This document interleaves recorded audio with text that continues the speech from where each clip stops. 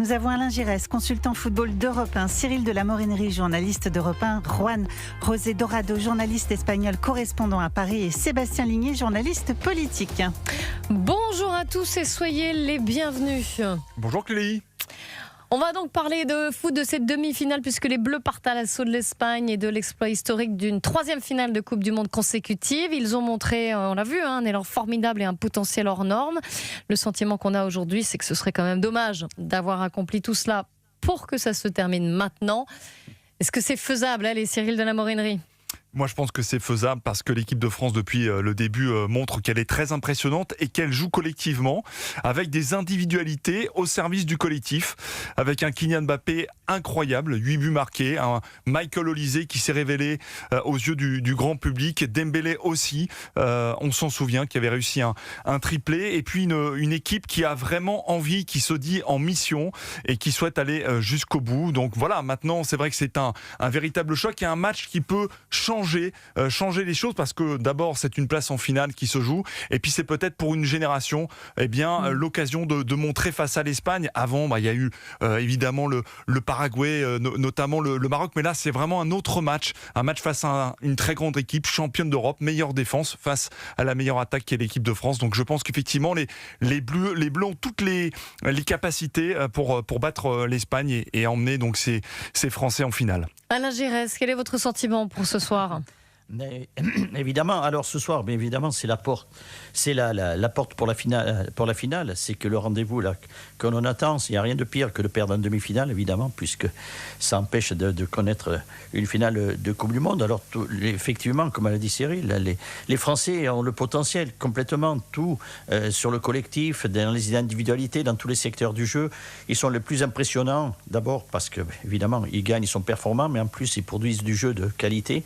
Maintenant, c'est pas que je vais être pessimiste, il y a toujours, malheureusement, dans le foot, des paramètres qui peuvent arriver tout d'un coup, des ratés de joueurs ou des interprétations dans le jeu qui correspondent pas, et puis voilà, on passe à côté. Mais en tout cas, aujourd'hui, on peut dire que ce qu'elle avait produit, oui, ça serait effectivement regrettable que ça s'arrête aujourd'hui. Sébastien Ligné.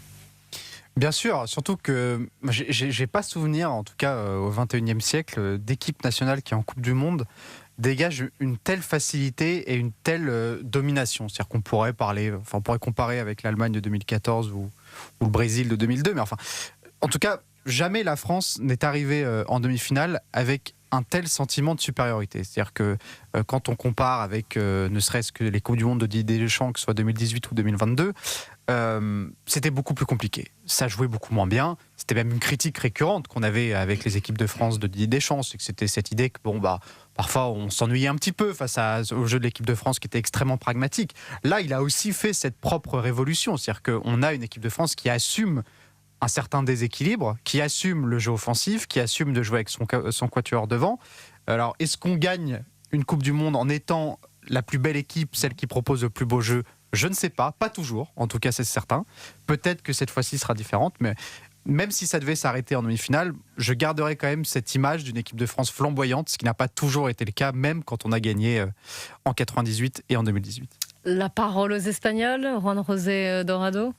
C'est plutôt l'Espagne qui part à l'assaut de la France, à vous entendre. D'ailleurs, la France est quand même la première sélection, au premier pays au classement FIFA. L'Espagne n'est pas très loin, elle est deuxième. Donc c'est à nous de partir à l'assaut de cette équipe, effectivement, qui a la plus belle attaque de cette Coupe du Monde, et même l'une des plus belles défenses, même si l'Espagne n'a encaissé qu'un seul but, la France n'en a encaissé que 2.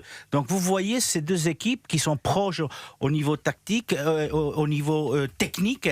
Après, là où ça change, c'est la façon d'entamer ce match. Il y a du côté espagnol, c'est vrai, aujourd'hui une sérénité qui est due au fait que ces joueurs d'équipe d'Espagne sont assez jeunes, comme le sont la plupart des Français. Mais pourquoi je pense qu'ils n'ont pas peur? Ils l'ont dit, on n'a pas peur de la France, on la respecte. D'ailleurs, ça a été le même discours qu'a eu le sélectionneur français et les joueurs français. Ils ont tous les deux le même discours. Mais par le passé récent, bien sûr, on se rend compte que les 2 dernières demi-finales que les 2 pays ont joué l'une contre l'autre, c'était à la Nations League où l'Espagne avait éliminé la France. C'était par la suite aussi la Coupe d'Europe où l'Espagne a éliminé la France. Mais permettez-moi de vous rappeler que dans cette équipe d'Espagne, et vous avez parlé de la jeunesse, vous avez parlé des Désiré Doué, etc., des jeunes dans l'équipe de France. Mais n'oubliez pas qu'il y a aussi des jeunes dans l'équipe d'Espagne. Et ces jeunes, espagnols et français, se connaissent très bien, puisque 2024, Jeux Olympiques à Paris, finale du tournoi de foot, c'est Espagne-France, et 5 des joueurs espagnols qui étaient dans cette finale et qui ont battu la France sont en jeu aujourd'hui en équipe d'Espagne. Donc les 2 équipes se connaissent extrêmement bien. Je reviens sur ce que vous avez dit. Vous avez dit, voilà, ils ont été, tout le monde est assez respectueux. Il y a eu quelques petites piques quand même, puisque Lamine Yamal, l'ailier droit, après la qualification contre la Belgique, je cite, nous avons battu la France lors de nos 2 dernières rencontres. Si la France doit craindre quelqu'un, c'est nous, on n'a pas peur. Nico Williams, l'ailier gauche, on a battu cette équipe 2 fois, ce n'est pas de l'arrogance, mais de l'estime de soi et un peu d'ego. Ah oui, bien sûr, il y a de l'ego. Mais vous voyez... Mais des deux côtés, tous les journalistes, tous les joueurs pas à ce niveau-là, je suis pas totalement d'accord. Il y a des l'ego, mais c'est vrai qu'il y a une sérénité dans cette équipe espagnole aujourd'hui, dans ses forces, qui fait qu'effectivement, ils n'ont pas peur. Et ça, c'est une réalité, même si ça a été très compliqué, même si la France a brillé en ce mondial et l'Espagne a eu du mal à pouvoir gagner ces matchs. Mais ne croyez pas qu'il n'y a pas de respect. Tout le contraire, il y a énormément de respect de la part des 2 joueurs. Vous avez cité Williams et Lamine Yamal, mais il n'y a pas que ça. Parce qu'au-delà des sélections, beaucoup se connaissent parce qu'ils ont joué ensemble en club, parce qu'ils ont joué les uns contre les autres, ils ont partagé le même championnat. Donc non, après, c'est un peu le jeu obligatoire avant une demi-finale, vous êtes beaucoup plus réservé que les Espagnols, c'est une réalité. Non mais ce qui m'a étonné, Juan Rosé, c'est que d'abord Lamine Yamal lui-même a dit je vais aller en conférence de presse. En général, pour des demi-finales, on préserve parfois les grandes stars. Il n'a que 19 ans. Lamine Yamal, il a marqué un but dans cette Coupe du Monde. On l'attend beaucoup plus fort. Et attention, parce que Lamine Yamal, lors des derniers matchs face aux Français, a été extrêmement fort et justement marqué des buts. Mais ce qui est étonnant, effectivement, c'est cette arrogance espagnole et cette réserve française. C'est-à-dire que Didier Deschamps, lui, il a dit non, le favori, c'est l'équipe d'Espagne. Vous voulez l'écouter quand même, plaisir. Didier Deschamps en conférence de presse et en espagnol. L'Espagne a confirmé qu'elle était la favorite. Je ne veux pas mettre de pression sur le sélectionneur espagnol et son équipe, car il sait lui aussi que les gens attendent énormément de l'Espagne. L'Espagne sait très bien attaquer, elle sait aussi très bien défendre, elle n'a encaissé qu'un seul but.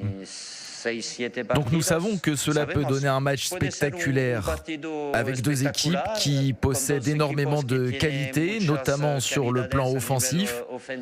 Mais nous pensons qu'il faut aussi bien savoir défendre. Alain Gérès, donc est-ce que l'Espagne est favorite? Est-ce que finalement c'est pas plus mal que ça d'ailleurs? Je veux dire, ça m'amuse beaucoup ces déclarations. Je les ai connues, toutes ces déclarations. Il faut faire très attention quand on fait des déclarations, parce que dans le cadre d'une préparation mentale à un match, une demi-finale, bien, ça va venir apporter de la motivation supplémentaire, notamment aux joueurs de l'équipe de France par rapport au type des déclarations des Espagnols. Et là, oui, parce que quand on approche de cette demi-finale, on est en tension maximum en ce qui concerne chaque joueur. Et tout d'un coup, Didier Deschamps, il va y avoir un moment, il va glisser ses déclarations. Il va glisser ses déclarations très près du match pour leur dire, regardez pour qui vous prennent. Et là vous mettez une pression supplémentaire aux joueurs.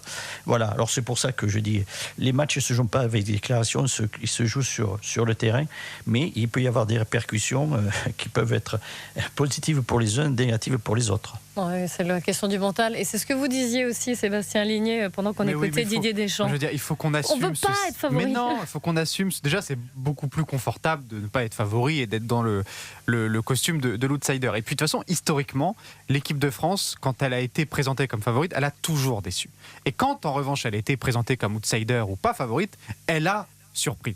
En 98, la France n'est absolument pas favori. Et d'ailleurs, en phase de poule, c'est très compliqué. On gagne. En 2002, tout le monde nous attend comme des grands favoris. C'est une catastrophe absolue. En 2006, personne ne croit en nous. On trouve que l'équipe est vieillissante, etc. Même le retour de Zidane ne fait pas forcément chavirer. C'est très compliqué. En poule, ça va en finale, ça perd au tir au but. En 2018, personne ne nous attend une seule seconde. On est vainqueur. 2 ans après Euro 2020, tout le monde pense que la France va rouler sur l'Europe. On se fait sortir par la Suisse.